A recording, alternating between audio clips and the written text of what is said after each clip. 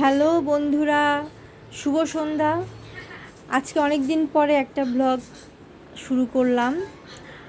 তোমরা ব্লগে আপনাদের সবাইকে স্বাগত জানাচ্ছি। আজকে একটা সুন্দর দিন, ঈদের দিন ছিল। বাইরে ঈদের অনেক কোলাহল ছিল, এখন অনেক কিছুই শান্ত। আপনাদেরকে আমার ছোট্ট অ্যাপার্টমেন্টটা দেখানো হয়নি, তো আজকে ভাবলাম এই অ্যাপার্টমেন্টেই আপনাদের জন্য নতুন একটা ব্লগ তৈরি করি। আপনারা নিশ্চয়ই সবাই খুব ভালো আছেন। সেই যে নেপালে দেখা হয়েছিল, নেপালে আপনাদেরকে নিয়ে ঘুরেছি, তারপরে আর কোনো ব্লগ তৈরি করা হয়নি। আজকে সোমবার, এখন সন্ধ্যা 7টা বাজে। এখন বোনদের মেহেদি পার্টি চলছে, দুই বোন মিলে মেহেদি দিচ্ছে। আপনাদেরকে প্রথমেই আমার ড্রয়িং রুমে নিয়ে ঢুকেছি। দেখেন আমার ড্রয়িং রুমটা, এখানে বাচ্চাদের গানের জন্য একটু জায়গা করা আছে। আর দুই বোনের মেহেদি চলছে, মেহেদি দেওয়া চলছে। পিহু তো অনেক এক্সাইটেড মেহেদি নিয়ে, আর টুসু পিহুকে মেহেদি দিয়ে দিচ্ছে। দেখেন কি করছে এরা, মেহেদি লাগাচ্ছে। মেহেদি লাগাতে গিয়ে পুরো হাতেই মেহেদি লাগিয়ে ফেলেছে। এখন এটা কি হাতে লাগাচ্ছে মেহেদি না মেহেদিতে হাত, সেটাই বোঝা যাচ্ছে না। যাই হোক, মেহেদি পার্টি চলছে এদের। পিহু, তোমার কেমন লাগছে মেহেদি দিয়ে? কেমন লাগছে তোমার পিহু? খুব দুষ্টু পিহু, কথা বলে না, দুষ্টুমি করে শুধু। মেহেদির সঙ্গে সঙ্গে এরা টিভিতে মুভি দেখছে একটা। দেখেন আমার এখানে ছোট্ট ড্রয়িং রুমের এই কর্নারটা সাজিয়েছি একটু গ্রামীণ আবহাওয়া দিয়ে। এখানে একটা ঘোড়ার গাড়ি, তার সঙ্গে একটা মাছের পলো, আর এখানে একটু ফুল দিয়ে সাজিয়েছি। এটা টিভি ক্যাবিনেট, টিভিটা চলছে, সারাক্ষণই চলে। আর দেখেন টিভির উপরে আমার পিহুর আঁকা ছবি, সেই ছবিটা এঁকে এখানে লাগিয়ে রেখেছি। এই পাশটাতে সাজিয়েছি একটু নৌকা আছে, আর বাচ্চাদের খেলনাগুলো দিয়ে পাখি, ছোটোখাটো পাখি। এখানে একটা ছবি দেখতে পাচ্ছেন, এই ছবিটাতে আমি, টুসু আর আপনাদের দাদা, আমরা যখন থাইল্যান্ডে গিয়েছিলাম তখন ছবিটা তুলেছিলাম থাইল্যান্ড থেকে। এইখানটাতে বাচ্চাদের একটু খেলনা, পুতুল, নৌকো, এগুলো দিয়ে সাজানো আছে। এইটা আমাদের মেইন ডোর, এটা আমাদের মেইন দরজা। মেইন ডোরটাকে আমি তেমন কিছু করে সাজাইনি, তবে মেইন ডোরের উপর একটা মায়ের মূর্তি রেখেছি, মা কালীর মূর্তি। পাশে গোপালের একটা ছবি আছে। আর এখানে আমাদের হোম সুইট হোম।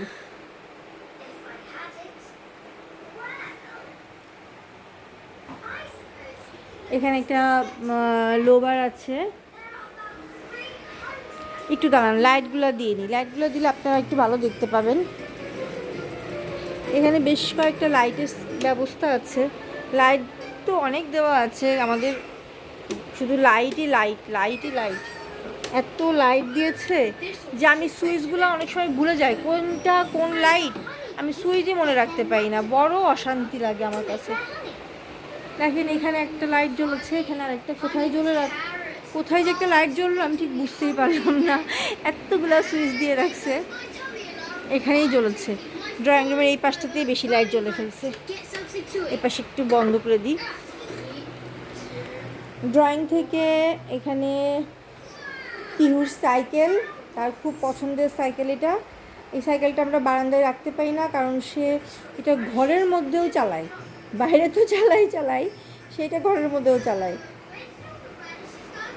আর এখানে এদের খেলনা রয়েছে, এখানে অনেকগুলো খেলনা, যখন তাদের মর্জি হয়, তাদের বলতে পিহুরই শুধু মর্জি হয়, সেই এই খেলনাগুলো নিয়ে নেড়ে ঘেটে এলোমেলো করে রাখে ইচ্ছা মতো, তারপরে এটাকে আবার আমাকেই গোছাতে হয়। এই পাশে একটা আমার খুব পছন্দের জিনিস আছে, দেখেন, এটা আমার খুব পছন্দের একটা ফ্রিজ। এই ফ্রিজটা আমি খুব পছন্দ করে কিনেছি, আমার খুব পছন্দের ফ্রিজটা এটা।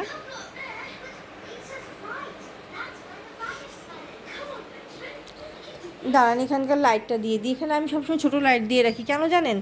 ছোটো লাইট না দিলে এত মাছি আসে, মাছিতেই অস্থির করে ফেলে। এটা হচ্ছে আমার স্বাদের রান্নাঘর, এটা আমার রান্নাঘর। আপনাদের তো প্রথমেই বারান্দাটা দেখিয়ে দিলাম, হয়তো বা পুরোটা দেখাইনি, তাই না বলেন? বারান্দাটা হচ্ছে, আমি বারান্দা থেকেই ব্লগটা তৈরি করেছিলাম, শুরু করেছিলাম। আজকে যে ব্লগটা আমি শুরু করলাম এটা একদম বারান্দা থেকেই শুরু করেছি। এটা আমার রান্নাঘর।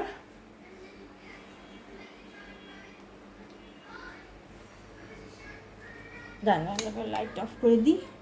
এখন আমরা যাচ্ছি ঠাকুর ঘরে, আমি একটু পরেই পূজা দিয়ে দেব। এই যে হচ্ছে ঠাকুর ঘর আমার, সন্ধ্যা দিয়েছি, সন্ধ্যা দিয়ে এখনই পূজা দেব। তো ভাবলাম যে আপনাদের সঙ্গে একটু শেয়ার করে নিই যে দুই বোনে কীভাবে মেহেদি পড়ছে।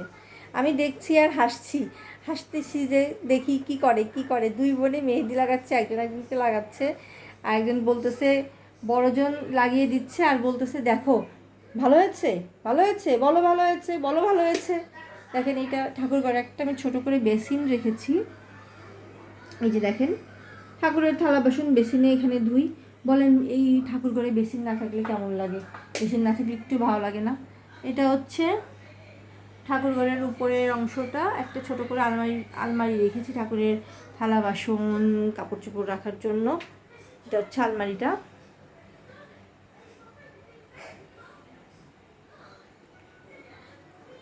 এখানে একটা আমি লক্ষ্মী মূর্তি রেখেছি, এখনও লক্ষ্মী মূর্তিটা আমি ঠাকুরের সিংহাসনে স্থাপন করি নাই, বুঝছেন?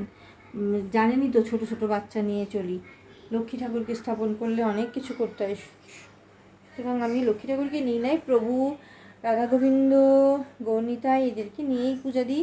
আর আমি নেপালে আপনাদের সঙ্গে শেয়ার করছিলাম, নেপাল থেকে একটা শিবলিঙ্গ এনেছি, এই যে দেখেন শিবলিঙ্গ, শিব ঠাকুরকেই পূজা দিই। চলেন এখন আপনাদেরকে দেখাই যে আমার মেয়েদের, আচ্ছা এটা হচ্ছে আমার ডাইনিং রুমের কাউন্টারের মধ্যে হাজারো জিনিসপত্র, এদের খাবার দাবার জিনিসপত্র আছে। এরপরে আপনাদের দেখায় আমার মেয়েদের রুমে প্রথমেই দেখবেন এক গাদা খেলনা, এটা এক গাদা খেলনা, গাদাখানি পুতুল আর পুতুল। এদের পুতুল খেলনা রাখার জায়গা আমি পাই না, কোথাও পাই না, কি করব কিছু করার নাই। এটা হচ্ছে মেয়েদের রুম।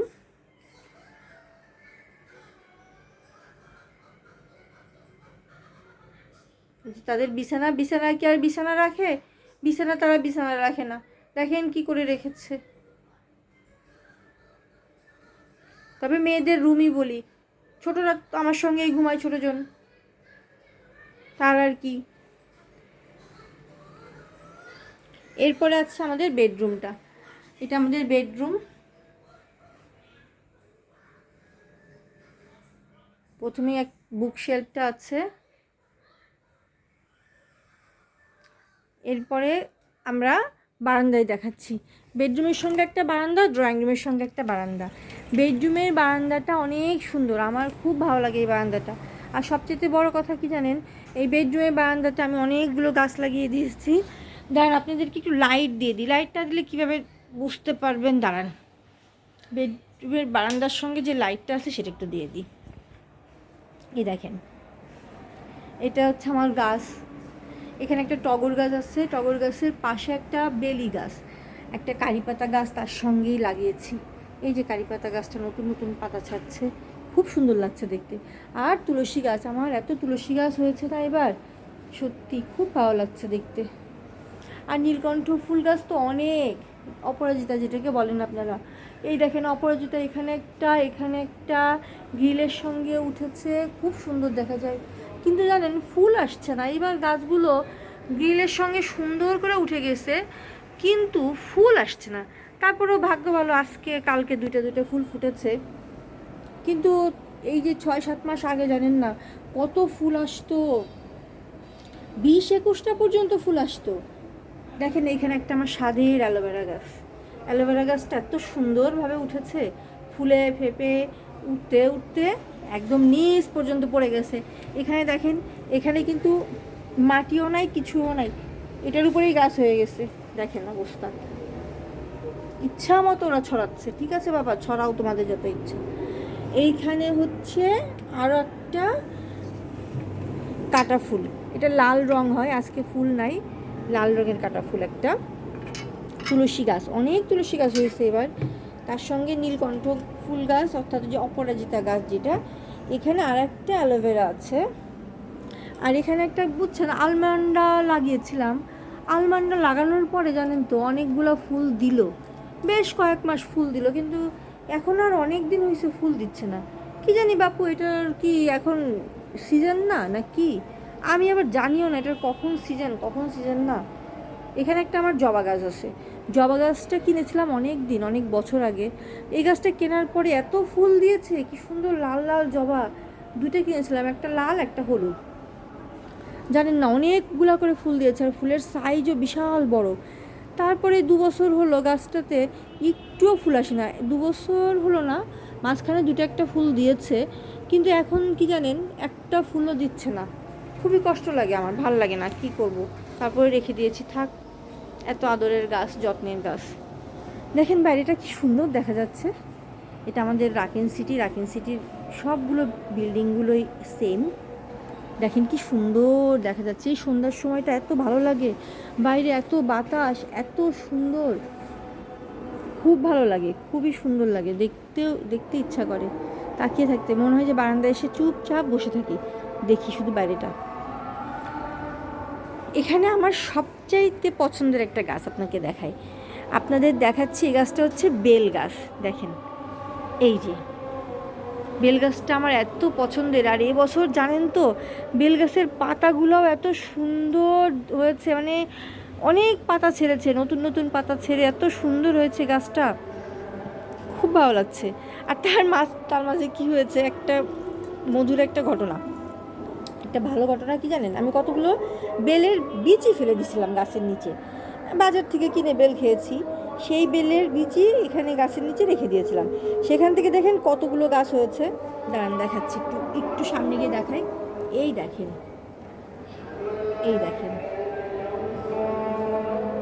এই যে একটা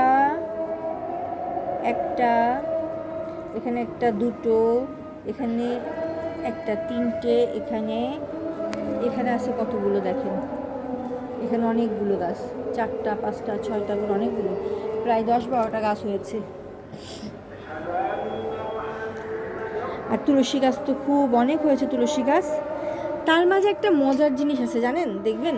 আচ্ছা এখানে তার আগে বলিনি, এখানে আমার চন্দ্রমল্লিকা গাছ আছে, এই যে চন্দ্রমল্লিকা গাছ, ফুলও ফুটেছে অনেক, এখন হয়তো বা ফুটছে না, হয়তো শীতের দিনেই ফোটে, আমি যা জানি চন্দ্রমল্লিকার সিজন তো শীতের দিনেই বলেন। আচ্ছা একটা মজার ব্যাপার দেখাই, আমি না মিষ্টি আলুর কয়েকটা টুকরা ফেলে দিয়েছিলাম, এই যে দেখেন সেখান থেকে মিষ্টি আলুর গাছ হয়েছে, অনেকগুলো গাছ হয়েছে জানেন। এই দেখেন, এই যে এই গাছটা তো ডালটা কত দূর পর্যন্ত চলে গেছে, দেখেন এই দেখেন ডালটা, এই যে দেখছেন অনেক লম্বা হয়েছে। শুধু এখানে আরেকটা টপের মধ্যেও দিয়েছিলাম, দেখবেন, দান দেখাচ্ছি, কোথায় গেল, এই তো, এই দেখেন, এই যে একটা, এই যে আরেকটা লম্বা ডাল চলে আসছে। এই যে শাক খেয়েছিও প্রচুর জানেন, এই যে মিষ্টি আলুর যে শাকগুলো না খুব ভালো, একদম সফট, খুব সফট শাকগুলো, এবার খেয়েছিও আমি, অন্য শাকের সঙ্গে এই শাকটা মিক্স করে রান্না করে দিয়েছি, খুব ভালো লাগে খেতে জানেন, এত সুন্দর লাগছে খেতে, যেন ওই মিষ্টি আলুর শাকের জন্যই ওই অন্য শাকটা টেস্ট হয়ে গিয়েছে, বেশি টেস্ট, মানে একদম সফট একটা ব্যাপার, স্মুথ একটা ব্যাপার। আপনাদেরকে চট করে দেখাই দিলাম আমার ছোট্ট অ্যাপার্টমেন্টটা, কেমন লাগলো বলবেন। আর আজকের মতো ব্লগটা শেষ করছি, সবাই ভালো থাকবেন, সাবধানে থাকবেন, সুস্থ সবল সুন্দর থাকবেন। Good night, good night.